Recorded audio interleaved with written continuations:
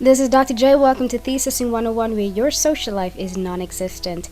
In this series, we cover tips and tricks to help you on your research journey. If you are interested and you would like to see more videos like this, please give this a thumbs up. Also, don't forget to subscribe and hit the notification bell.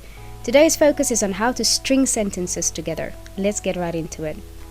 In our previous lesson, we spoke about the importance of choosing the right words in order to create a specific image in your reader's mind. We also spoke about the building blocks of arguments and how to write them in paragraph form. But let's dig a little deeper, shall we? To write arguments, you need to be able to connect sentences in such a way that they flow from one to the next in a seamless fashion. Many researchers get stuck at this point. They have an idea of what they would like to tell the reader, but they don't know how to reflect that idea in the written form. For this purpose, here are 2 practical tips that will help you with your writing. Number 1. Linking words and phrases. These are connected words between sentences, paragraphs, or sections that ties your writing together in a very simple but effective way. To select the right linking word or phrase, you should be clear on what you would like to tell the reader. For instance, in this series, I would like to share tips and tricks I've learned throughout my research career. In addition, I would like to share tools I consider research staples. Furthermore, I would like you to learn from my mistakes so that your research journey does not suck as hard as mine did. The highlighted words used here are linking words and phrases to show addition. Other linking words and phrases that also share this functionality is similarly, equally important, moreover, again, etc.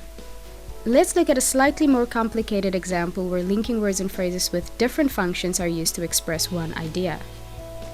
Sticking with the series and why I'm doing it, in contrast to other series, I would like to share practical tips and tricks that you can apply immediately.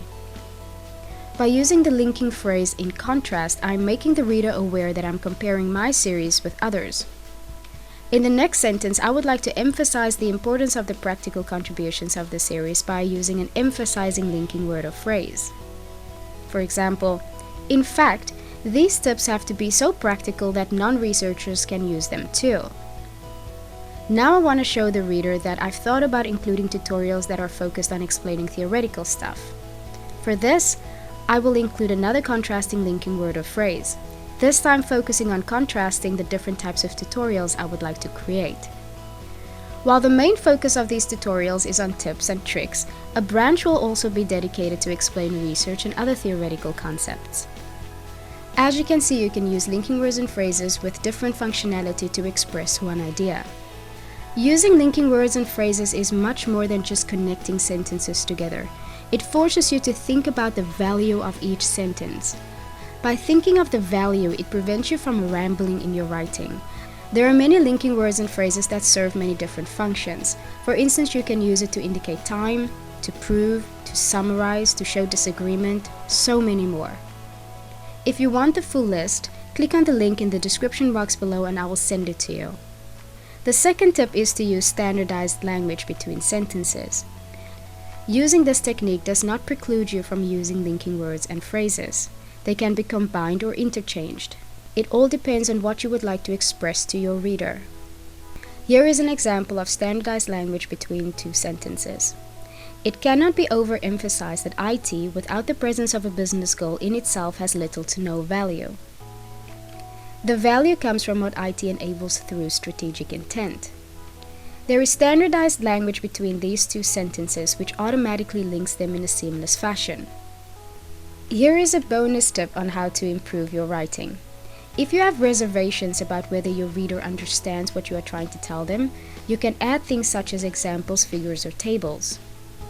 If we take a previous example, there is a chance that the audience may not quite understand what we are trying to say. So in this instance, we can add a simple example that people without any knowledge on the subject will be able to understand. We can use a linking word or phrase to introduce the example. By doing so, we are explicit about our intentions to clarify what we have already written. Buying a smartphone because it happens to be available, trendy and affordable has no additional value if the user only uses the smartphone for performing the same activities in the same manner as a basic cell phone.